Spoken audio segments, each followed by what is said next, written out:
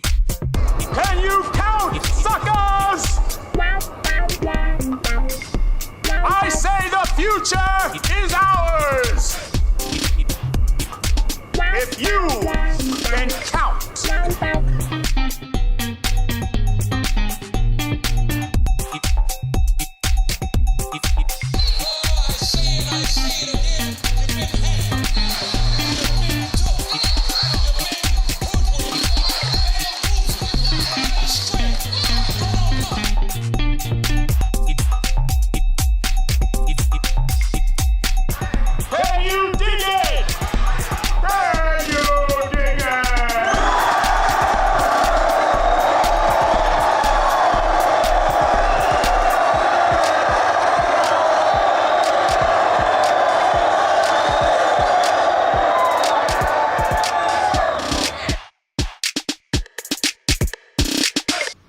Now we can settle this like you got some class, so we can get into some gangster shit.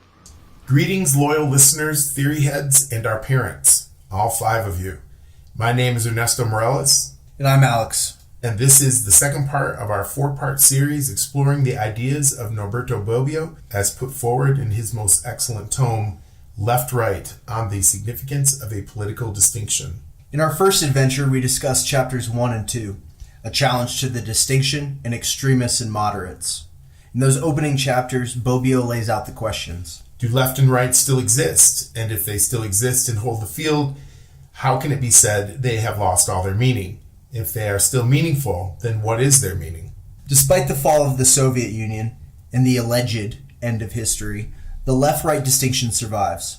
Left-right does hold meaning, and the left-right distinction is founded solely in the values of political agents, not in the methods of political activity. Obviously, both the left and the right carry out political assassinations as political maneuvers. Bobbio writes that although the left and right cannot share values, the thing they do have in common is the extreme ends of their spectrum. He posits this is the reason thinkers like Antonio Gramsci, Friedrich Nietzsche, Ted Kaczynski, the Unabomber, are used on both sides of the left-right by people wanting revolutionary change. Carl Schmitt, the Nazi theorist who codified the friend-enemy distinction in his book, The Concept of the Political, a foundational book for modern politics, is used by both sides to understand methods of political engagement. Today, in the second part, we will discuss chapters 3 and 4, respectively titled The Left-Right Distinction Survives and In Search of the Criterion Which Governs. Make sure your tray tables are up, your seats are in the upright position, and buckle your ass up. We're going. The way that Bobbio starts out chapter 3 is by pointing out that people who are using the words left and right do not appear to be using them unthinkingly because they understand each other perfectly. And I think this is a really important point. When we say that someone is on the left or we say that someone is on the right, we don't need a lot of explanation after that. I think what this points to, what Bobbio is saying about the survival of the left-right distinction, is that it's there, it's present. It's a part of the dialogue, of the narrative that is happening in our society today around how things should be done. So the characteristics of what is important are already defined. What he really jumps right into is the whole idea of how we look at governments, and because this is really taking place in the United States right now, debates on the future of socialism. So we see individuals like Bernie Sanders or AOC, and they've taken this socialist position. They've been elected, and what they're really doing, maybe not so much Bernie Sanders, but Ocasio-Cortez definitely is doing, is pushing the idea of what the left is. Before, in the past, the left has really been represented by sort of mainstream individuals tied to the Democratic Party, but their allegiance really is more to this idea of compromise, and we're going to try to find a way to get along with this other side. AOC is not really doing that, and she's really coming under a lot of pressure for that right now. The point being, not necessarily that she isn't on the left or that she's not a part of what's happening in Congress. The point is that she's beginning to work with a group of women to redefine really what exactly it means to be on the left. This is the debate that Bobbio is talking about. How do we continue to think about this? And he's offering as proof the fact that this debate exists. The distinction between left and right also exists and that it survives. I think it's also interesting to show how far that has gone, that left is being redefined again as like a leftist being a socialist, to the point that Donald Trump in a speech recently in Florida, he was talking about Venezuela and was saying that socialism will never occur here in the United States, that socialism will never win here in the United States, which is totally ahistorical, silly, but also showing there needs to be a pushback against that from the right. The right is seeing that the left is starting to define itself as a socialist political mass, that left is moving that way, and he needed to say something about that.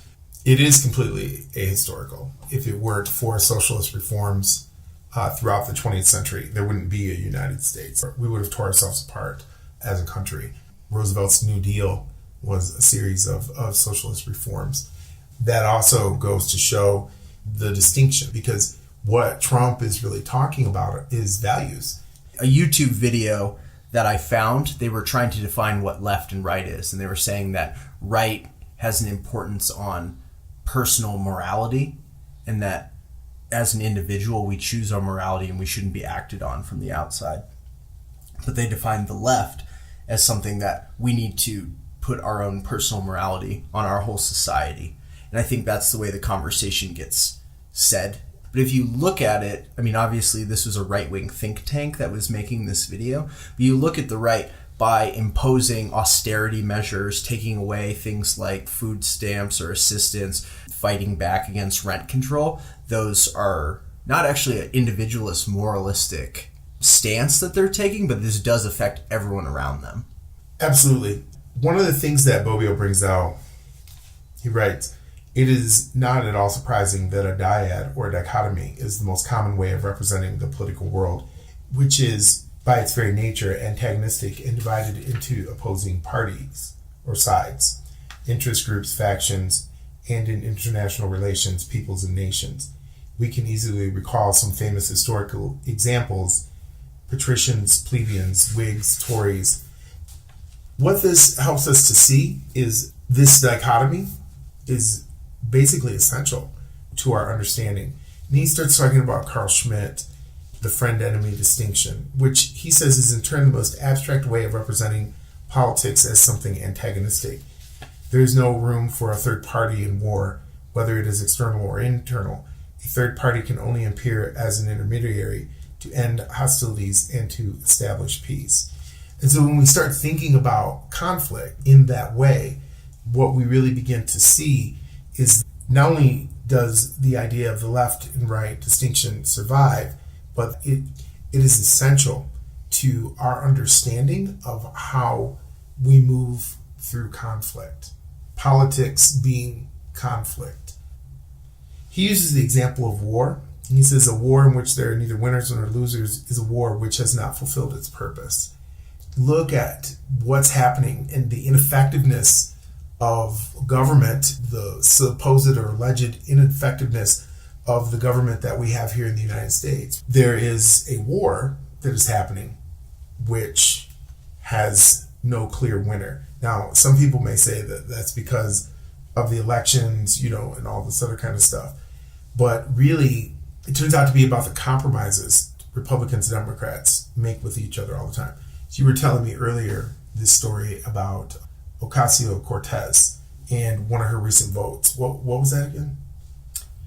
The Democratic Party moved forward with something that they were going to pass through the House, and in the last moments they put funding, something that allowed more reach for ICE. AOC was elected on her platform of trying to abolish ICE and eliminate the overreaching powers, and specifically the things with children. And the Democratic Party is coming down on her because she did not vote with the party lines. Ocasio-Cortez said that she would not vote for something that would increase the outreach or the ability of ICE to do its job of incarcerating children, splitting up families. There's this whole thing coming out that they were hitting these kids with psychotropic drugs and, all these terrible things. And she was standing by her values, and the Democratic Party is saying, why don't you get in line? Why haven't you been with the party line on this issue? And she's really coming under fire for this. And I think that's a really good example of somebody who does understand the friend-enemy distinction. It can't be 95% this way and then 5% the other way. It either is or it isn't. And that seems to be one of the main problems that Bobbio is talking about. He's not talking about it explicitly, but he's talking about it implicitly, is the way we compromise in politics. What he's saying is that a war in which there is neither winners nor losers is a war which has not fulfilled its purpose. To get elected, to go into Congress on a platform of abolishing ICE, and then voting to give ICE more money because it's the party line would be an example of how that war has no clear winner. This is why people say that the left-right distinction doesn't exist, because individuals who are on the left, individuals who are on the right, are trying to create this third part or the center part that we talked about in our first episode.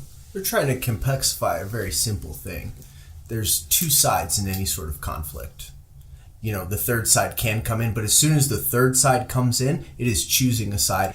There's only two sides to any battle. And in this case, the Democratic Party aligned themselves as friends of ICE, and Ocasio-Cortez made herself an enemy of the Democratic Party because she did not want to align herself with ICE.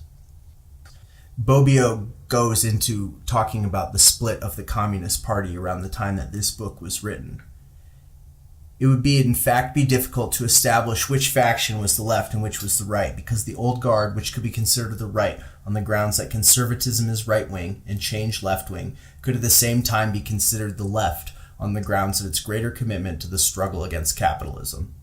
On the other hand, the more innovative faction could claim to be the left of the party because it is more favorable to change, but its program could be considered more right-wing according to traditional criteria.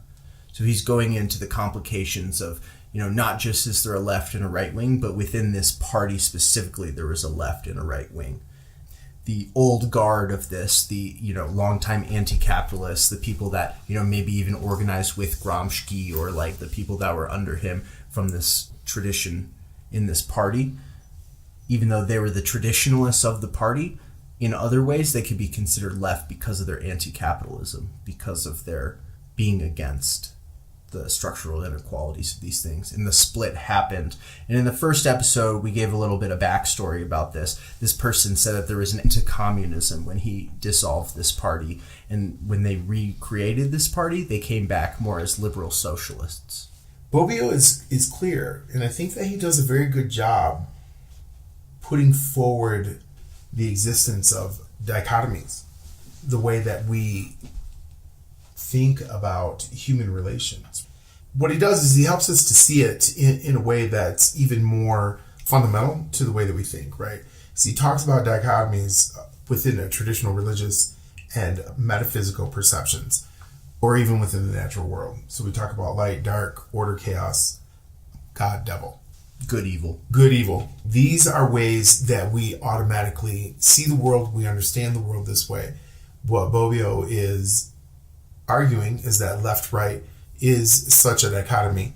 What he does go on to say, I think in a couple more pages, it has much more to do with the position that you're on, as opposed to this is good or this is bad. Because whatever side of the distinction you're on, that's the side that you see as good, as opposed to the other side.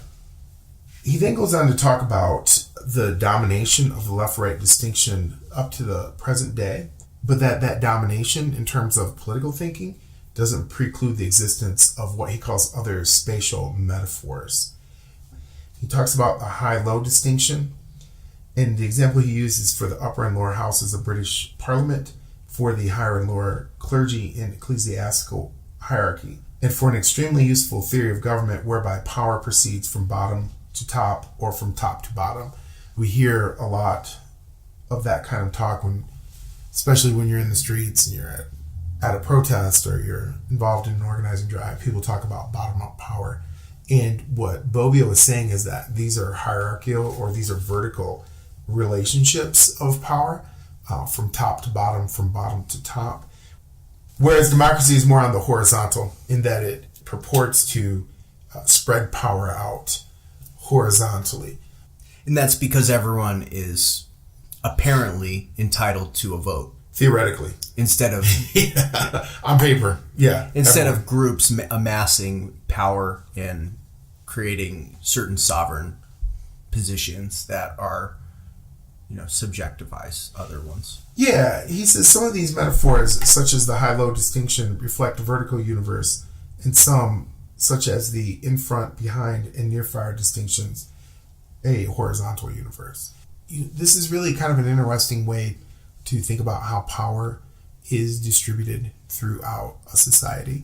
Clearly, we can see, we know of societies where power is very much from the top. Of course, some people would argue that we have a society that's like that too, because we have, a president and we have a Congress and all these different things. We have a CEO and a board. We have a CEO and a board. But these are really more on that horizontal axis because of voting, because of participation. More compared to a king, the divine right of kings. Where what they say is the way it's going to be, right? And so I think it's important to remember those distinctions too, in terms of when we say power or we say authority, lots of times what we're really talking about is ultimate power, ultimate authority. The sovereign. The sovereign.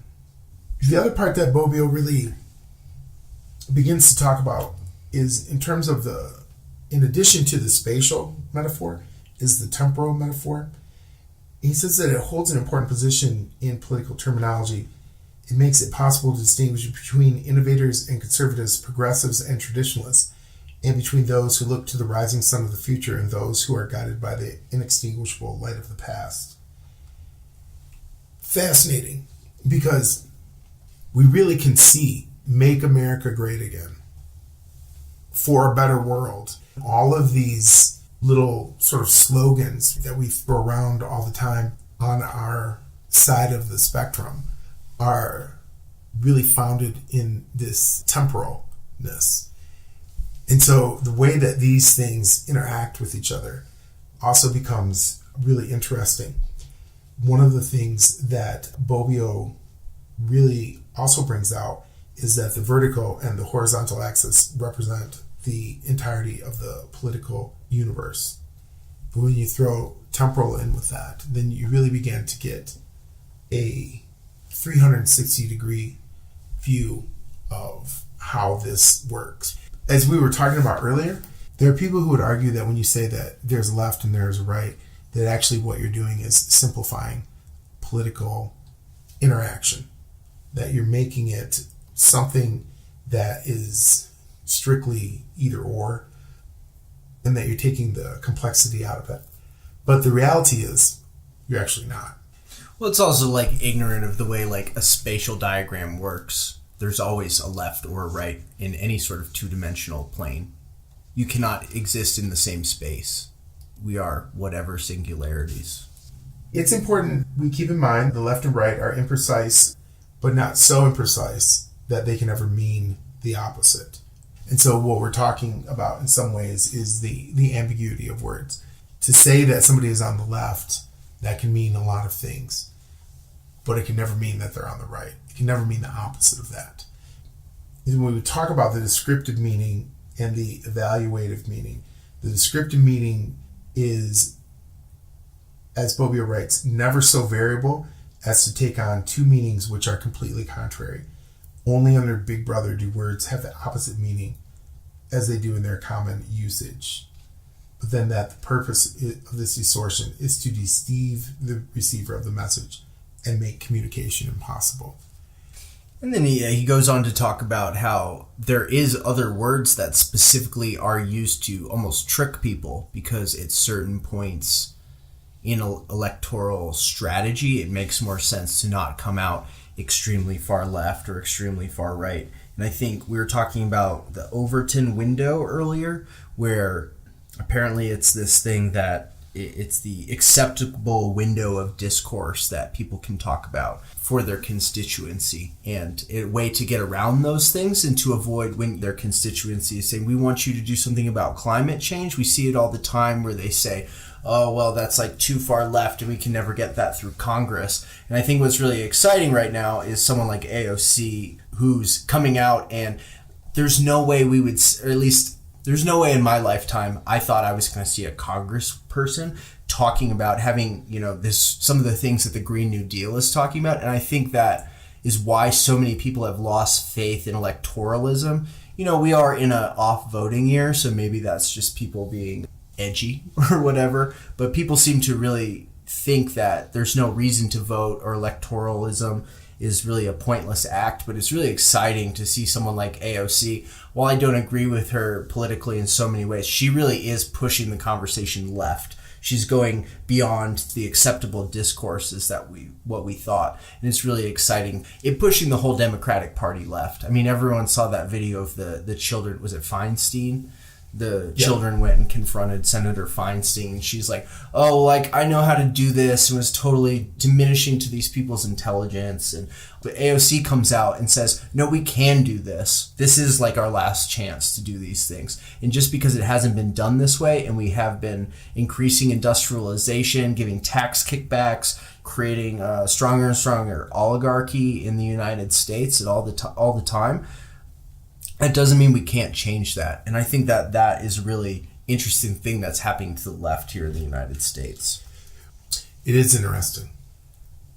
I think that what Bobbio is really pointing out, one of the things that he's pointing out, is that conflict brings polarization.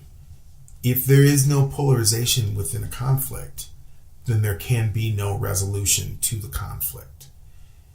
The lack of forward movement on the part of Democrat or even Republicans, although it's more Democrats, I think, than just Republicans, is the desire... They read The Art of War. is the desire to eliminate conflict from politics. You can't eliminate conflict from politics. You cannot ignore the contradiction. You cannot sidestep the distinction. It exists because it is fundamental to the way that we currently think about the world. Well, I think that it really is helpful that the left and the right, it becomes a binary, because the right and the left can never exist in these places. So when we're talking about compromise, it's not actually that the left and the right are existing in the same space, but there is actually something that is being given up, and there is a win. There is always a win in a war. When something comes to a conclusion, that means one side won. And I think that's what I hear you're getting at, with generally Democrats saying that we need to listen and be able to, feel these things out and stuff. And unfortunately, that's what Senator Feinstein is like, without a backbone, doing this and saying that she needs to kowtow to corporations and all these things. And it's really exciting to see AOC say, no, I am on this left side of these things, whatever left, but I am on one side of these things. And that side that is ignorant to climate change is not the side that I want to be on. And I will die on this battlefield for that. Yeah, I mean, when we talk about a polarized view of the universe, right? That what we also have to understand is that within that polarization, there's still two sides, right? There's the spatial metaphors, there's the temporal metaphors, there's all of those things. The two parts described as the whole mean that every entity within that universe belongs to one of those two parts. Basic Newtonian physics will tell you that you can't be in two places at the same time. I think that's Newtonian physics. I know for sure that science says. Science! I know you can't, two things can't occupy the same space, so I'm assuming you can't be in two places at one time. The point being this, besides my obvious ignorance at scientific theorems, just because there's polarization doesn't mean that you're not a part of it. And I think that that's hard for people, because people believe that they can exist outside of conflict, and you cannot exist outside of conflict. You are a part of some piece of this moving thing that is happening. Whether or not you choose to acknowledge that, I mean, that's a different thing. And what that means for the eternal perpetuation of the conflict. Because the more that we say, oh, that's not really, I'm not a part of this, the more unresolved the conflict becomes. Choosing a side is what ends conflict. I know that may seem counterintuitive to some people, but... I mean, I would even say that everything we do is a political statement, and we are taking a side in all of these things. And unfortunately, saying that you're going to stay out of it is actually allowing for this to keep going. I mean, what Bobbio is putting forward is that you're still part of the universe. It's not even really about taking sides. You can't escape. I am the universe. But you can't escape the vertical. You can't escape me. Or the horizontal axis. I think a complicated thing about this is, Bobbio at the end of this chapter goes into that activists specifically put positive values on their own side all the time. Because that's, I don't want to get into human nature or centralization, but it's a very common thing we experience all the time. Say you like the Red Sox, you're going to say that they're the best team, that they're morally good, whatever. But the same thing happens, and we try to put negative characteristics on the others. Well, nobody ever tells a story in a way that makes them look bad. I did once, but I looked like a fool.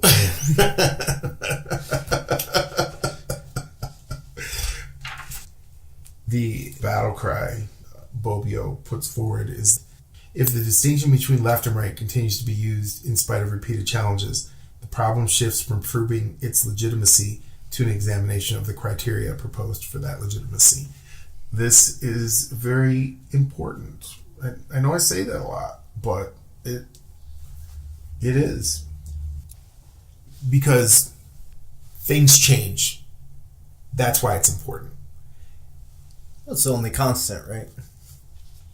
So far, and as Bobbio talked about, although we didn't really discuss it much in the third chapter, because we kind of moved on to the fourth chapter now, the left-right distinction, or the names left and right, happened purely by accident during the French Revolution, which is something that we did talk about in the first part of this series.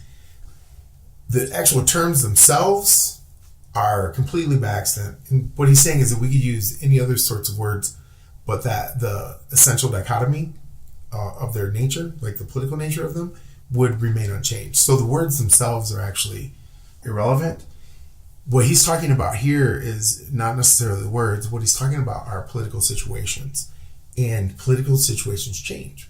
What we consider radical now, or to the left now, is very different than what we would necessarily have considered to the left or radical 30 years ago, or 50 years ago, or 100 years ago. And I know that we've had this conversation. In the 1990s, when I was doing a lot of organizing in Detroit at the Chicano Development Center with the Brown Berets and with Metro groups, we were working with a lot of Antifa individuals who were in the area. We used to go to Klan rallies and all this other kind of stuff to protest them. But in the 90s, I thought these guys were done. Really. I mean, they were a joke. The white supremacists. White supremacists. They were on the run. Every time they would show up at a Klan rally or at another sort of protest or whatever, they would just get their asses kicked all up and down the street. And then there's a shift. There's a change. And of course, we could say, oh, it's Donald Trump or this or that. And there's no question that his presidency has emboldened white supremacists. That's unquestionable. What it really shows us is that the distinction survives, number one. Two, that times change, and that what we would consider right-wing or, even white supremacists or racists now is different. I mean, the definition has shifted further to the right. And this is, what Bobbio is talking about.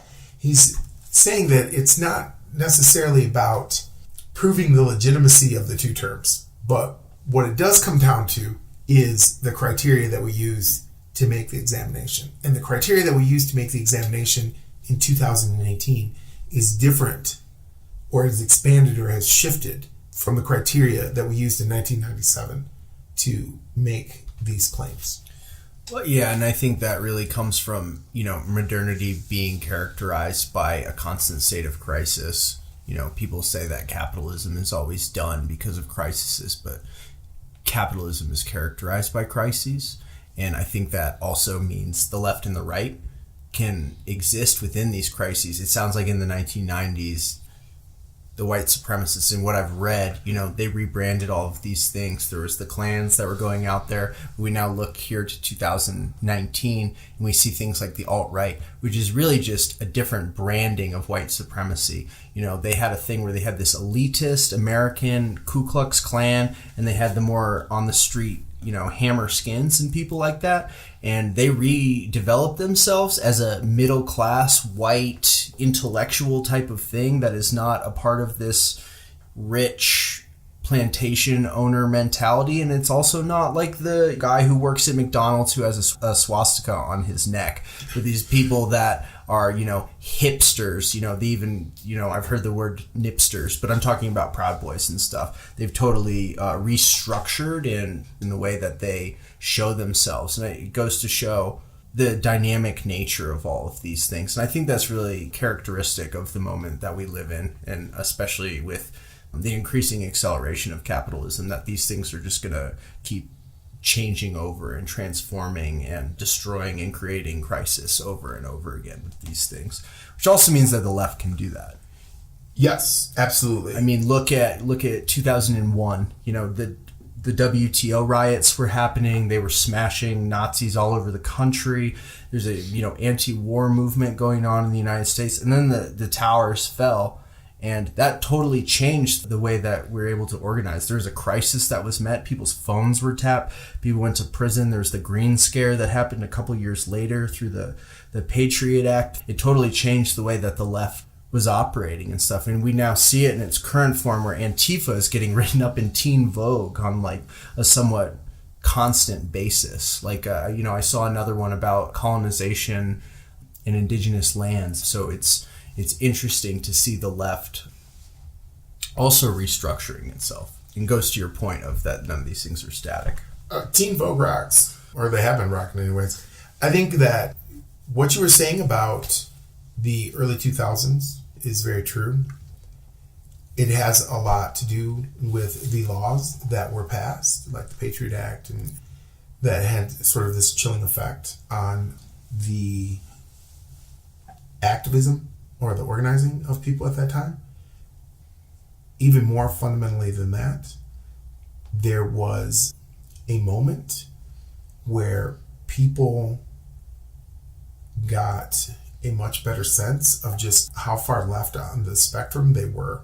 The conversation that began to happen in a very real way around what was going on here in the United States centered on loyalty to empire. It centered on identification as a citizen of the United States. Which is where all this Make America Great is just coming right out of. Well, absolutely. It's where it's coming out of. As a person who lived through that time, I think that many people were caught off guard by the virulence of it. But even more than that, I think that it caused many individuals to deeply reflect on just how against American empire they actually were, particularly when it came to issues of their own safety. I mean, are we willing to give up some freedom of speech? And clearly people were for safety at the airport, for safety in the streets. I think that these are kind of bigger issues, but I think in terms of the book and in terms of the discussion that we're having, what was really challenged at that moment was the positionality of people on the left, because everything gets pulled to the right. When the spectrum gets pulled to the right, you can do one of two things. You can go to the right, or you can move more towards the center. You can. Or you can stay right where you're at, which will put you out even further to the left. But what happens, and we see this across the board with many organizations, is they move towards the center. they're still against certain things. They're still, in some ways, against the notion of empire. And they're against the notion of racial profiling. But they don't stop it from happening. Nor do they complain about it too loud. This actually is kind of, I think, really important to this next part, because Bobbio goes back into talking about the horizontal and the vertical axis, right? And one of the things that he says is that although their politics are separate and they represent two different independent relationships within the political universe, that they do exist together, but that the horizontal axis cannot eliminate the vertical axis. He's saying axis? He's just from the Midwest. And he writes, it should be added that it has never eliminated it for the simple reason that it could never eliminate it. And so when we think about it in terms of that, right, and when we talk about high, we talk about low on the vertical axis, even the ideas, the notion of patriotism, the notion of citizenship, the notion of empire, those exist on this vertical axis as opposed to the horizontal, because actually the horizontal axis should be more in line with the idea of spreading out power among citizens. But we can see at that particular moment how the vertical axis becomes dominant, because it's the thoughts, the ideas of empire, the ideas of power, the ideas of authority firmly clamp down on the citizens of this country at that moment. I think also the idea, a very unfortunately patriarchal idea, that we need protection. And I think in that moment, so much vertical power was shifted in that way in 2001 because people felt that they couldn't protect themselves from terrorist attacks. But like, I mean, what I was going to is it's the same thing as police. Like, in a horizontal structuring of these things, we would vote and say, hey, it would actually make things a lot safer around here if we had lights on every corner, if we had speed bumps in our neighborhood. But when we move to a vertical structure and of like something like the police, and we need politicians to allocate money towards these things instead of making those decisions in our neighborhood, I think that's where we start to get into the authoritarian area, and people give up some of their rights because they feel that they don't know how else to protect themselves. And unfortunately in 2001, how the fuck do I protect myself from a plane getting hijacked and blowing these things up? And, you know, I wasn't really an active agent of my life at that time, but I'm sure that it was a really hard thing for people to think about.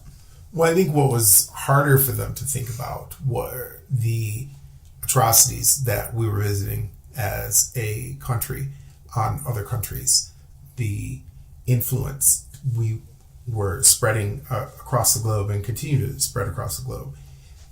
I think that those things were much harder for them to think about. The realities of the U.S. empire as it's implemented across the globe are much more difficult for the average citizen of the United States to really comprehend, because in that comprehension, they have to accept, just as we're all part of the left-right universe, that we are complicit in some ways in the actions of our government. I mean, we live very... Do people have to accept that, though? Well, I think that if they can't accept it, then there can't be any change. I mean, if we can't accept That's that... what I was getting at. Yeah. If we can't accept that as citizens of this government, we are complicit in some ways. I mean, let's go back to the vote you were talking about.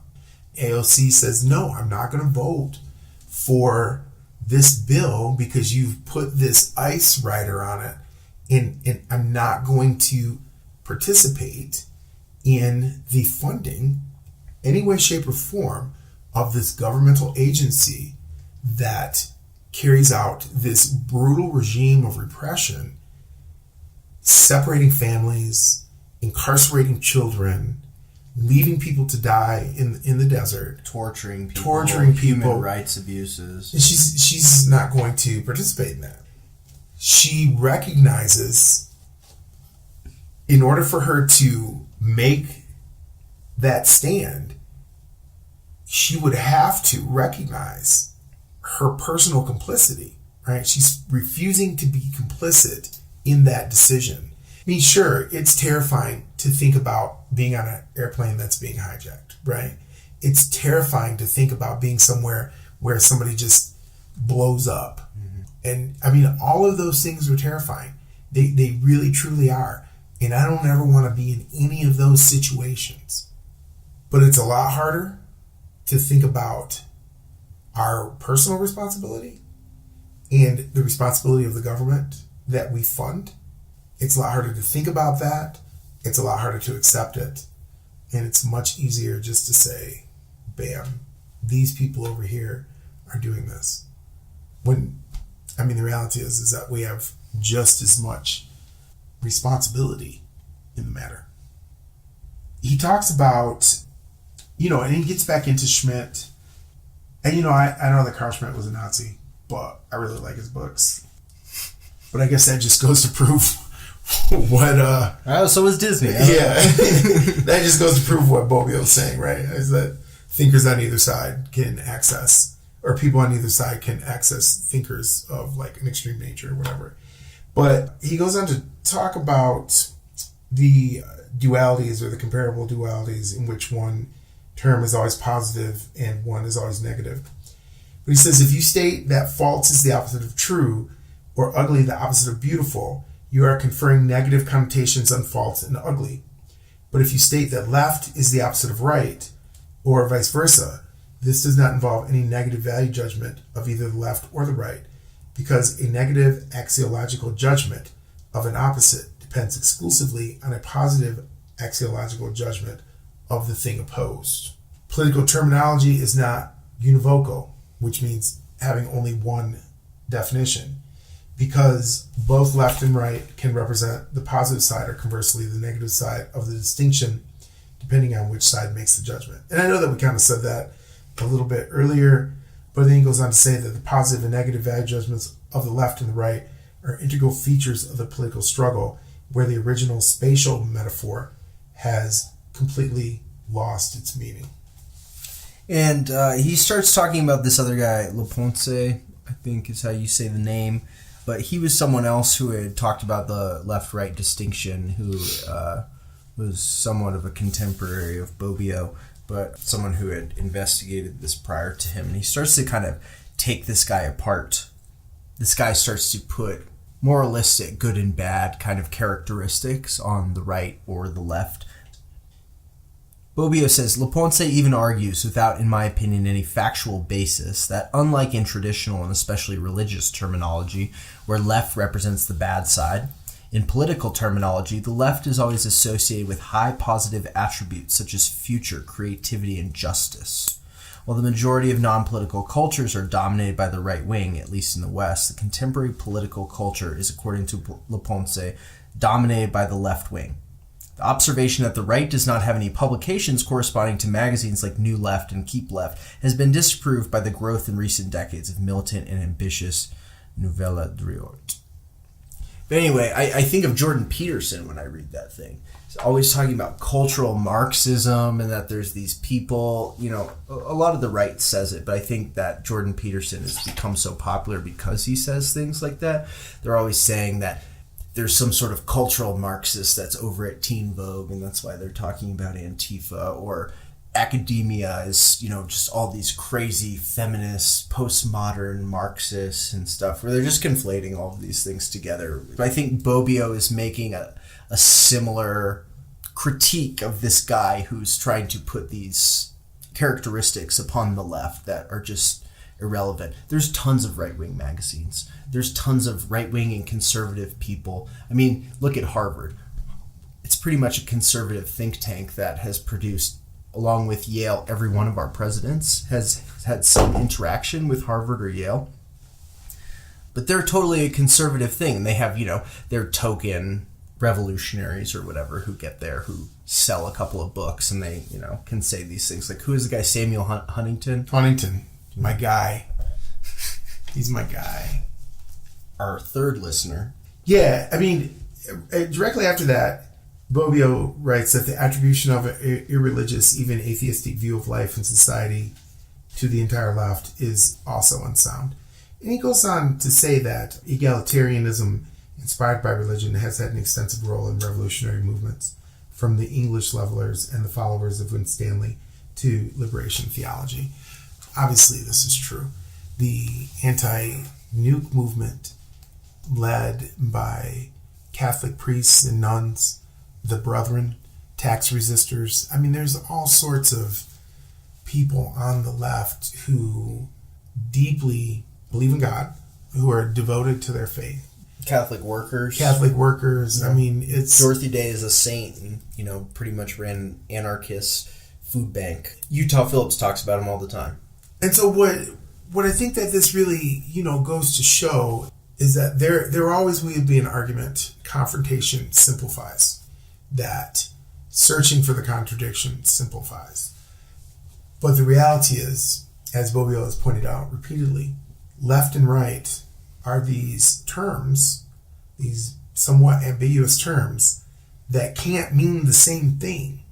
That's really the point that we have to take away from here, is that they cannot mean the same thing, but they can mean a whole bunch of different things within the side that they are on. Right and left are contrary. Right and left are contrary to each other. That's right. But within the left, I mean, it's the left, and within the right, it's the right. So that's a wrap for our second part. We want to shout out to Bobbio, OG, respect to the Italian left for keeping it lit out there. Gramsci, Negri, Bonanno, Novatori, Days of Lead. We'll be back with chapters 5 and 6 titled Other Criteria, Inequality and Inequality. Don't forget to tell your friends, and if you don't have any friends, tell someone at the bus station to like and subscribe. Check out our Detourment project with Leo Mireles, Slime City Disciples on YouTube, what, and our website, www.waroftheflea.org. We are excited about this project and interested in collaborating with other groups and individuals. AOC, we know you're still listening. Maybe you could rethink that Venezuela thing. Someone say World Star! World Star!